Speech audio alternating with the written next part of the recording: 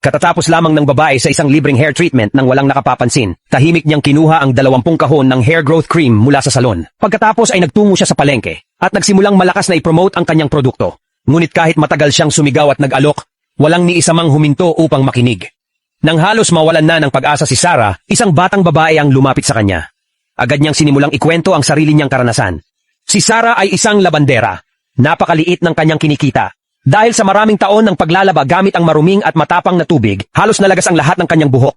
Kinamuhian siya ng kanyang asawa at sinabing mukha raw siyang asong may galis. Pagkatapos nito, iniwan siya ng lalaki sa panahong siya ay lubos na wasak. Sa panahong iyon, si Annie mula sa beauty salon ang umabot ng tulong sa kanya. Inalok ni Annie si Sarah ng libreng hair treatment kapalit ng paglalaba ng kanyang mga damit. Makalipas ang ilang buwan, unti-unting tumubo muli ang buhok ni Sarah. Muling bumalik ang kanyang kumpiyansa sa sarili at nakatagpo pa siya ng bagong asawa.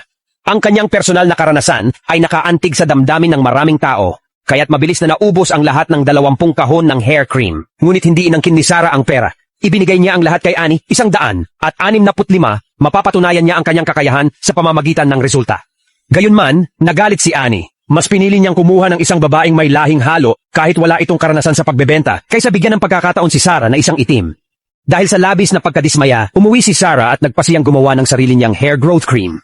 Alam na alam niya ang sakit ng pagkawala ng buhok, kaya nais niyang tulungan ng iba na malampasan din ito. Hindi nagtagal, nagtagumpay siya. Ang sarili niyang formula ay gumana ng higit pa sa inaasahan. Araw-araw maraming customer ang dumadayo sa kanyang tindahan.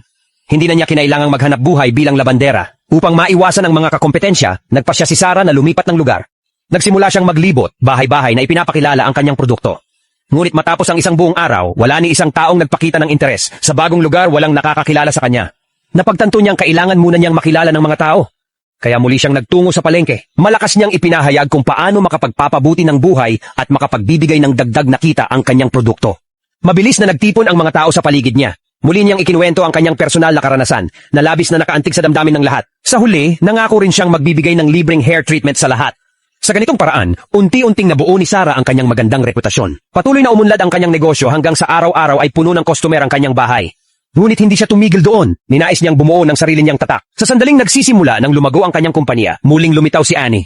Nagbukas ito ng bagong salon sa sentro ng lungsod at inagaw ang kalahati ng mga customer ni Sarah. Gumamit pa siya ng mataas na komisyon upang maagaw ang 5 sa pinakamahuhusay na salespeople ni Sarah. Nang malaman ni Sarah ang lahat ng ito, agad siyang tumigil sa pagtatrabaho at personal na nakipag-usap sa isa sa mga ahente. Ngunit laking gulat niya nang makita roon ang dati niyang asawa. Ipinahayag ng lalaki na dumalo lamang siya upang hikayatin ang ahente na bumalik sa trabaho.